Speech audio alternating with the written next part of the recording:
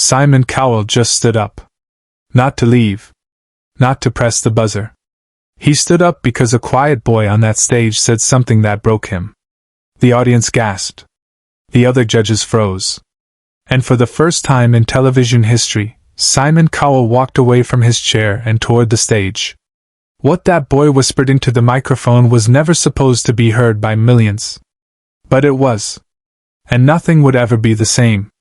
But how did we get here? What brought this silent child to the biggest stage in America? And what did he say that made the harshest judge in the world abandon everything he stood for? Let me take you back to the beginning. His name was Ethan. 11 years old. A boy who had spoken fewer than 100 words in the past 3 years. Selective mutism, the doctors called it. A condition where fear grips your vocal cords and refuses to let go. Ethan could speak. He just couldn't make himself do it. Not at school. Not with strangers. Barely even at home. His mother, Sarah, had tried everything. Therapists. Medications. Special schools. Nothing worked. Ethan remained locked inside himself, a prisoner of his own silence. The other kids at school called him the ghost. Teachers stopped asking him questions. Even his own relatives had given up trying to coax words from his lips. But there was one thing that made him different. One thing that gave him a voice when words failed. Music.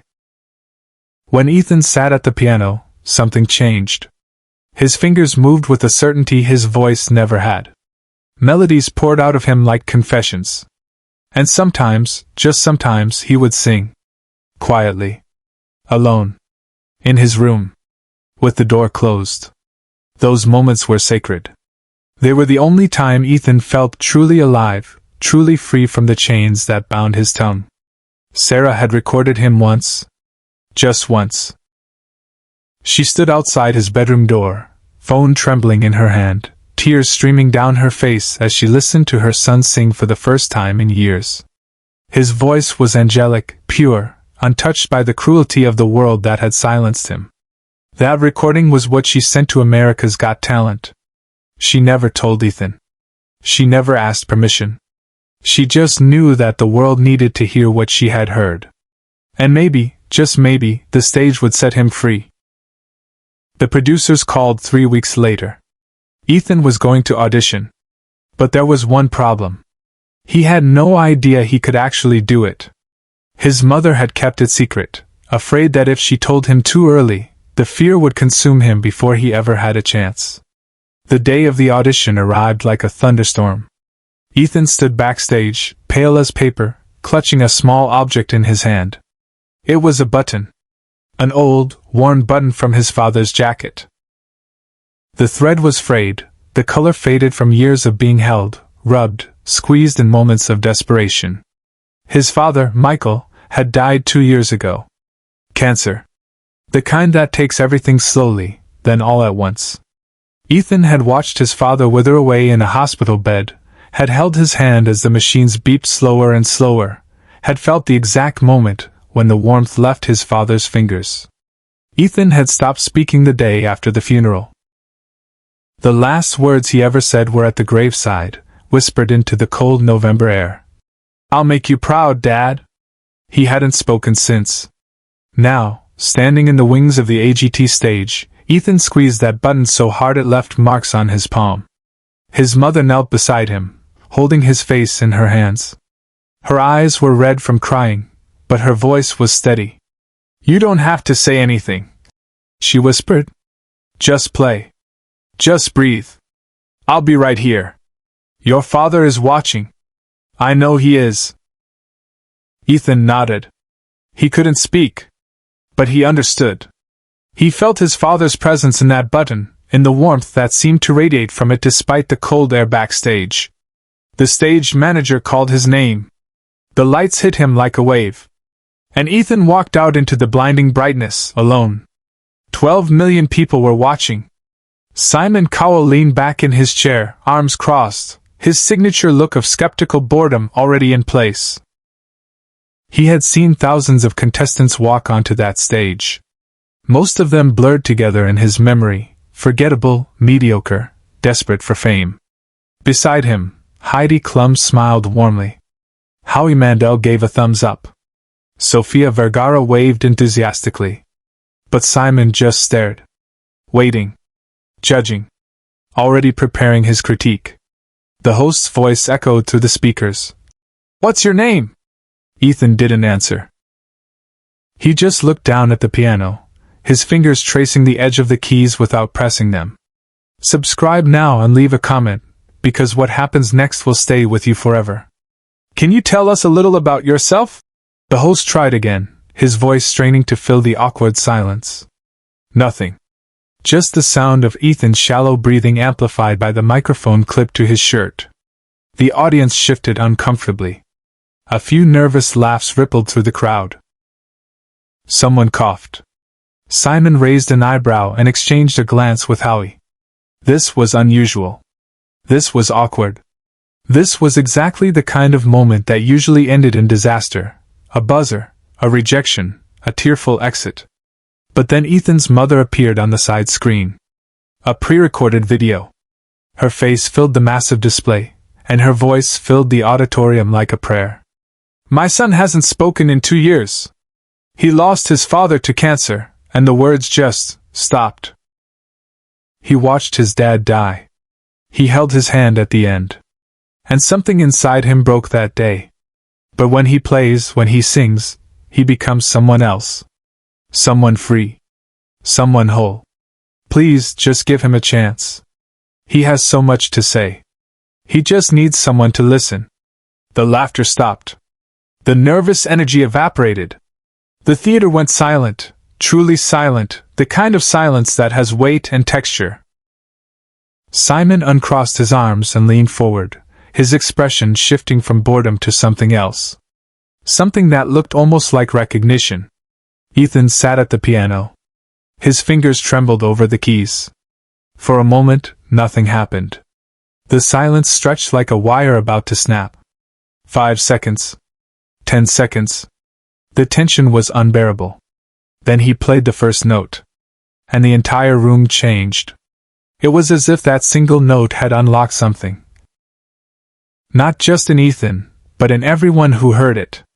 The melody was soft at first. Gentle. Like a whisper. It curled through the air and wrapped around every person in that theater. Ethan's eyes were closed. His body swayed slightly. He wasn't on a stage anymore. He was somewhere else. Somewhere safe. Somewhere his father still existed. And then, impossibly, he began to sing. His voice was fragile. Barely louder than the piano. But it carried. It carried like wind through an empty church. It carried like light through fog. It carried like a message from somewhere beyond the reach of ordinary sound. The song was one he had written himself. Simple words. Honest words. Words about loss. About silence. About learning to speak again. About a promise made at a graveside and the weight of carrying it alone. I kept your button in my hand the day you went away. I held it tight and made a promise that I'd find the words to say. The world got quiet when you left, the colors turned to gray. But I kept your button in my hand, and I'm still here today. Simon's face changed. The mask cracked.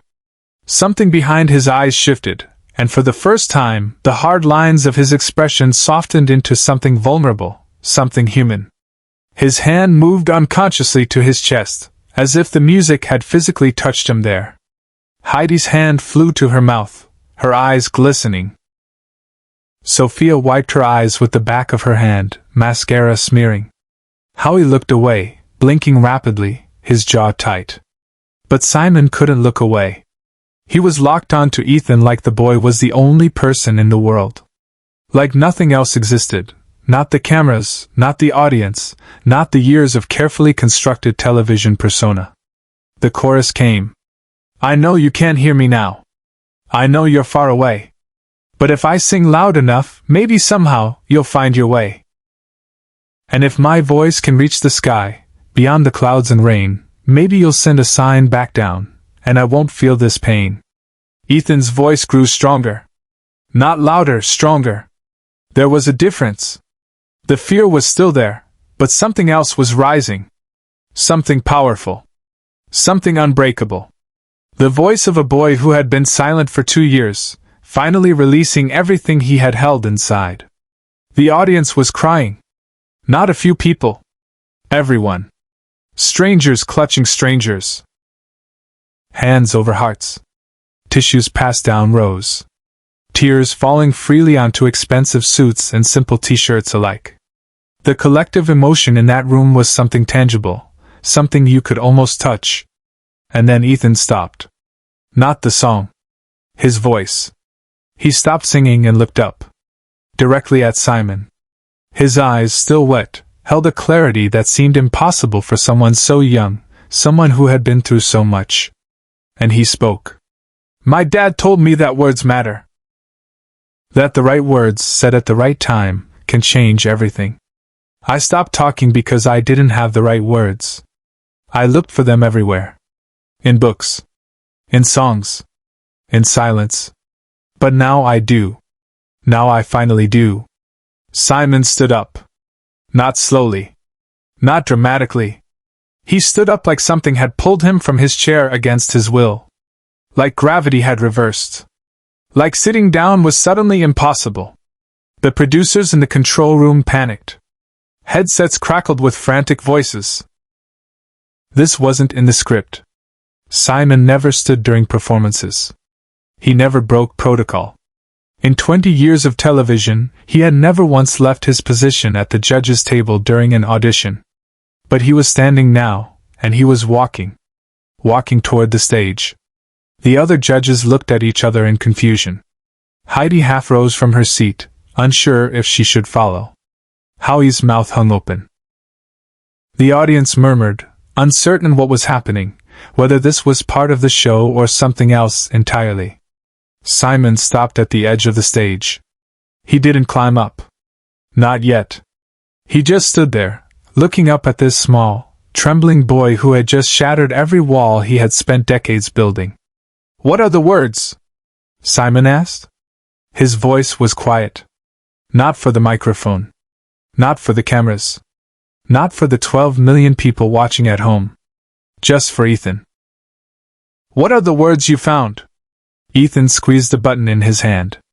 He looked at Simon, this man he had only ever seen on television, this man his father used to admire, and for the first time in 2 years he smiled.